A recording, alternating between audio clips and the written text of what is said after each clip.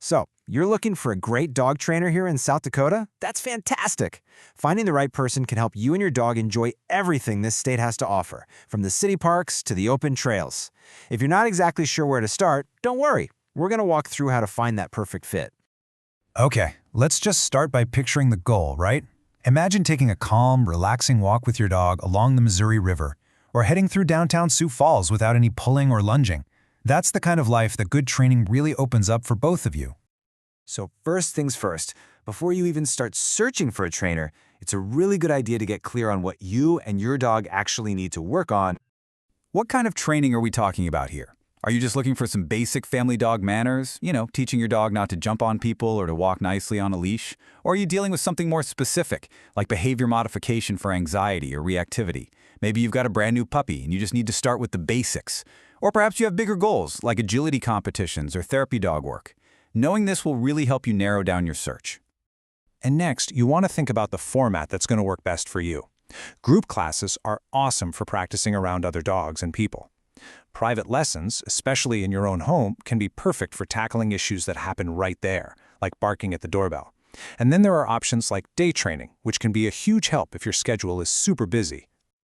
All right, Section 2, Finding Your Trainer. Now that you have a better idea of what you're looking for, it's time to actually find a qualified professional. So, how do you spot a good one? Well, here's the most important thing to look for: a trainer who uses positive reinforcement. This is the modern, science-backed standard for a reason. It's effective, it's humane, and honestly, it builds an incredible, trusting bond between you and your dog. It's all about rewarding what you want to see, not using fear or pain. Now, this is a really key piece of information for us here in South Dakota. The state does not require any kind of licensing for dog trainers. That means pretty much anyone can say they're a dog trainer. So the responsibility to check a trainer's knowledge and experience really falls on you, the owner. So how do you do that? You look for professional certifications. These letters after a trainer's name actually matter. For example, a CPDTK tells you they've passed a comprehensive exam on general training knowledge. But if you're dealing with more serious issues like fear or aggression, you might want a specialist with a credential like CBCKA. Okay, Section 3, Asking the Right Questions.